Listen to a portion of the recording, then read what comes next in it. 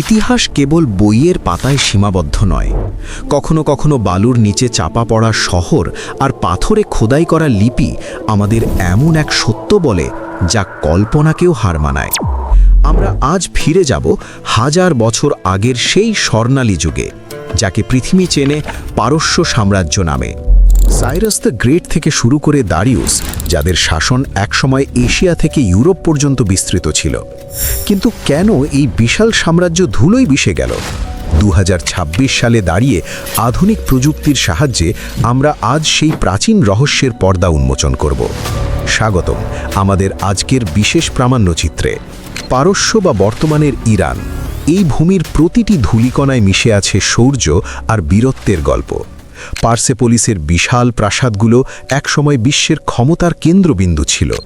তাদের স্থাপত্যশৈলী আজও আধুনিক ইঞ্জিনিয়ারদের অবাক করে দেয়। কিন্তু শুধু যুদ্ধ নয়, পারস্য ছিল জ্ঞান, বিজ্ঞান আর সংস্কৃতির সূতিকাগার।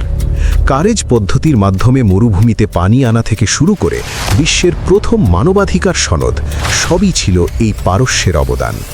তবে সময়ের বিবর্তনে গ্রিক বীর আলেকজান্ডারের আক্রমণ এবং পরবর্তীতে ক্ষমতার দ্বন্দ্বে এই সাম্রাজ্যের রূপ বদলে যেতে থাকে। প্রাচীন পারস্য আজ আধুনিক ইরানে রূপান্তরিত। সাফাভিদ রাজবংশের নীল টাইলসের মসজিদ আর ইস্ফাহানের কারুকার্যময় সেতুগুলো আজও আমাদের মনে করিয়ে দেয় শৈল্পিক উৎকর্ষে তারা কতটা এগিয়েছিল। পারস্যের সেই কবিদের কথা কি ভোলা যায়? হাফিজ, রুমি আর ফেরদৌসির কলম আজও বিশ্ববাসীকে মুগ্ধ করে চলেছে। সাম্রাজ্য ধ্বংস হয়, রাজারা চলে যান, কিন্তু তাদের রেখে যাওয়া সংস্কৃতি আর ঐতিহ্য অমর হয়ে থাকে। পারস্যের এই গল্প আমাদের শেখায় পরিবর্তন অনিবার্য, কিন্তু শিকড়কে ভুলে যাওয়া অসম্ভব। আমাদের আজকের এই যাত্রাটি আপনার কেমন লাগলো?